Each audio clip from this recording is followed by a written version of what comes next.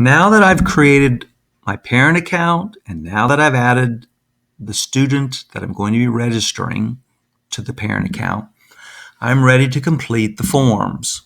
This is a very important process. Merely adding your child to your account is not registering the child into Sycamore Community Schools. It's important that you complete all the forms and follow the directions. So I'm going to go back to Final Forms. When I do so, I can click here and it will allow me to log into the account that I created. I'm going to enter the email address that I used to create my Final Forms account. I'm going to use the password that I used to confirm the account. And now it takes me to my students. Here's the student that I initially added. Now, this is also very important. In the future, as you register additional students, if so, just as they become school age, you're going to come back here and you're going to add those students. But it's also important to note that anytime you need to update information regarding the children that you have registered, you need to come back to this point and update those forms. Emergency medical information, contact information, email addresses, anything that you change, you need to come back and make those changes in Final Forms because the school uses the information that you provide as that information for us to contact you. So it's extremely important that you come back and update any forms that you have as that becomes needed.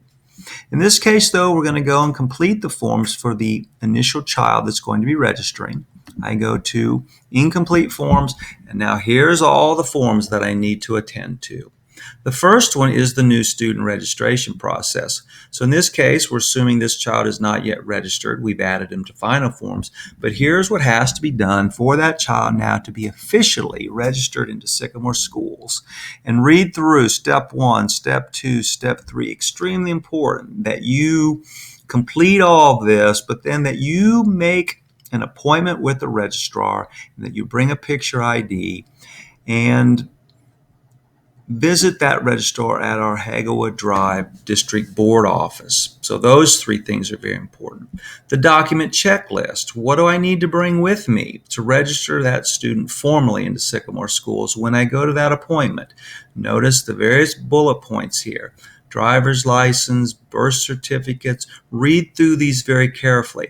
Another thing that you need to do, print and bring in the following completed forms.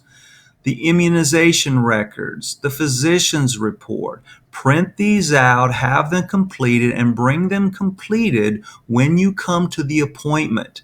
Oftentimes, parents will complete the online forms, but these forms that need to be printed and completed by physicians, if that's not done, it will very much slow down the registration process. So please go through this checklist, read carefully, and complete all that's required.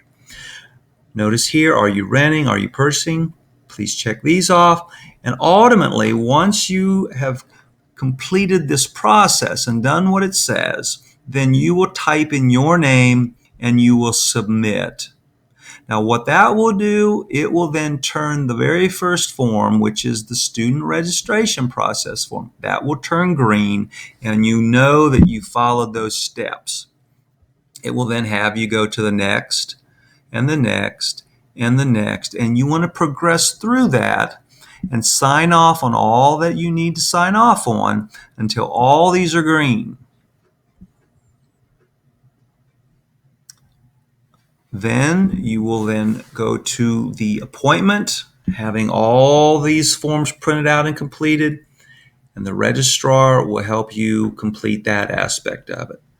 So as I said, you've created your account, you've added the student, now you're completing the online forms, and you're printing out and having the forms completed that you will take with you to the registration appointment.